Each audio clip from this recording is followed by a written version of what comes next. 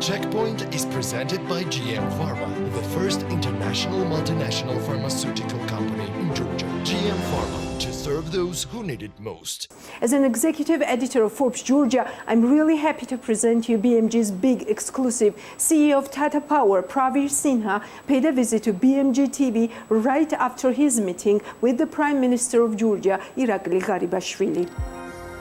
I'm honored to host today at the BMG TV and in the checkpoints as well, CEO of Tata Power. Tata Power oversaw the construction of the 187 megawatts Shohevi hydro power plant Cascade with a total investment for over 550 million USD. Tata Power is part of Tata Group, which is the world's leading company operating on 6 continents in 100 countries and employing over 935,000 people. Mr. Sinha, welcome to the BMG TV and thank you for your time. Thank you. Thank you for having me on your show, and it's an honor and privilege to me to be part of this show. For me too. Mr. Sinha, please elaborate a little bit about your purpose of visit in Georgia and also the meetings that you had during this period with Prime Minister and other officials. So the purpose of visit was two.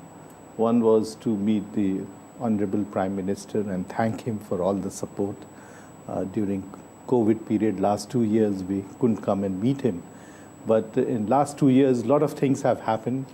The plant operation has stabilized, and this is the largest, I would say, international investment which has come into Georgia.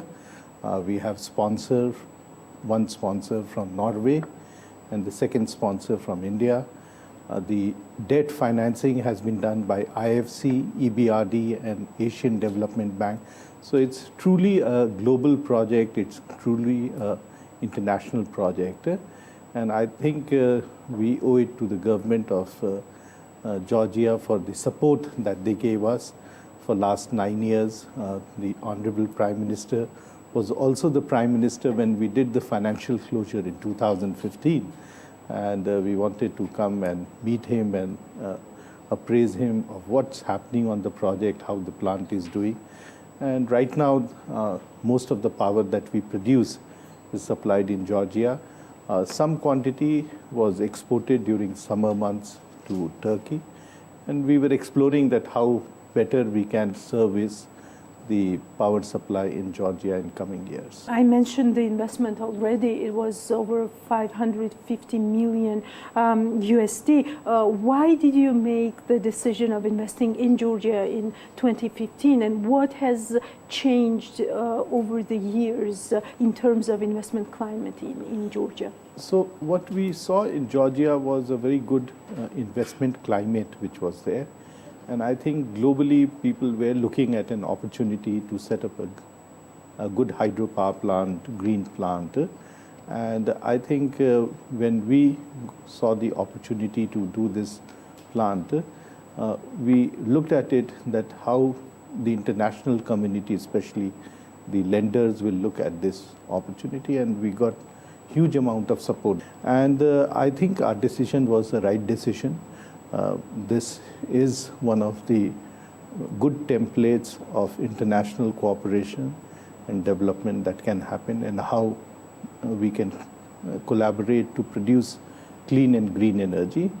And I think there is much more opportunities once the markets open up, and especially the type of energy crisis that we are seeing in Europe.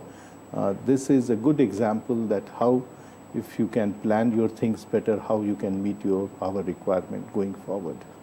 Do you think, considering the current situation, considering the pandemic, considering the war, sanctions, everything in one package, do you see there is a real potential for Georgia to strive better to its priority to become an energy hub for the region, for Europe?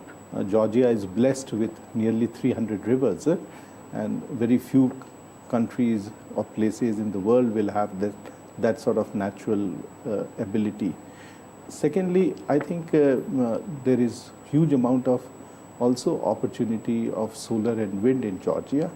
And if you look at the potential and some data that has come from the government, I was looking at that right now, while there is about 3,000 megawatt of hydro generation in Georgia, the potential is to take it to about 15 to 20,000. So that's a huge quantity of potential which is there. Similarly, in wind energy, there is huge potential, nearly 2,000 megawatt. And so also in solar, maybe about 3 to 5,000 megawatt, because there are large tracts of land which are not being utilized. Georgia, fortunately, has about 250 to 300 days of sunshine. And I think if we combine all these together, and where the focus globally is to go for clean energy, I think a combination or a hybrid solution of solar, wind, and hydro can be an ideal combination to provide sustained and reliable and affordable power, not only in Georgia, but it can become a large power hub to supply to other parts of has there been considered any types of future cooperation with the Prime Minister? Do you eye any specific projects in Georgia in future? Do you intend to invest more in Georgia's energy sector? Right now, it was more of a initial discussion with him, where we shared our views with him. It's for the government to come back with a policy direction and what sort of enabling provisions that they would provide for creating the ecosystem, for creating the energy hub in Georgia. But we did discuss with him, and he was quite supportive of this idea. And I'm sure the government of Georgia and the Prime Minister will come with some ideas which will help us to take forward this initiative. Yes, what are some of the ideas, initiatives, reforms that the government of Georgia could set as a priority to give you more bravery, more motivation to invest further in Georgia's energy sector? We have shared our thoughts with the Georgian government, and I think Prime Minister was very open to all these ideas, and he said that you just wait for some time, we'll come back with a very detailed policy and the enabling provisions that can be provided to attract investment in the power sector in Georgia. You probably know that Georgia is working on a new model, which is called CFD model, which is considered to be better fiscal solution, so to say, than the PPA that was in case of Shuakevi. For example, considering your experience and your work in so many countries around, would you say that CFD is more practical approach than PPA? And how did PPA work in case of Shuakevi? Did you need that type of guarantee from the government to proceed with the project? So I don't know the new policy, and we are waiting to hear from the government the details of it for us to make a real comment on its effectiveness. But I think the PPA arrangement is a good arrangement because it guarantees an offtake of certain quantum of power, because these are large investments, these are long-term investments which is there. And it's very important that there has to be an off-taker who is ready to take power for a certain period of time at a committed tariff.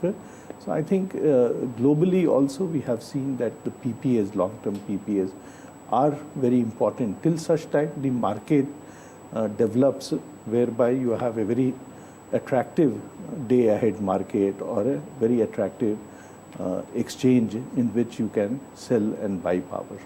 Yes, could you please share a little bit what is your vision as an investor's vision of like more long-term development of energy sector in Georgia and globally as well?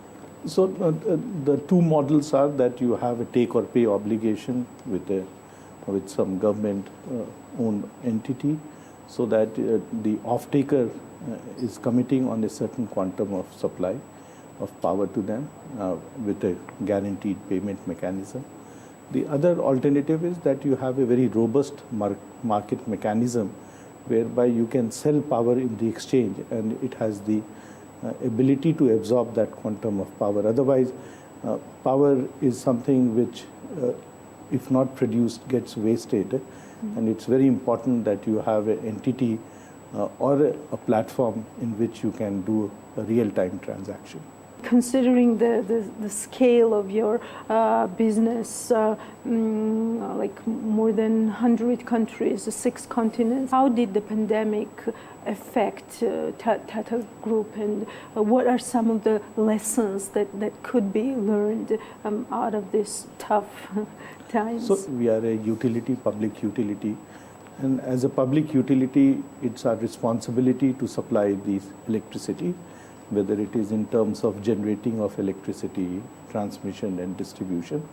And for us, it was very tough because in spite of pandemic, we had to go to office or to our plants and work over there.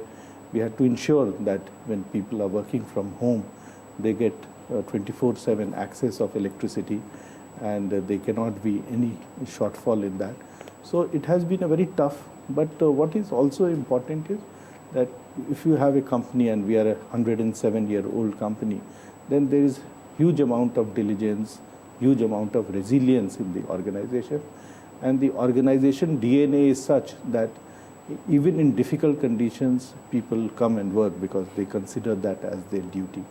So I think we are blessed in Tata Power that we have very good employee spirit in terms of providing service to the people.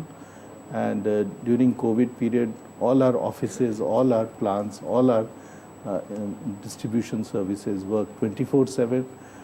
I myself worked right through. There was never a break for us. And I think we have come out of it.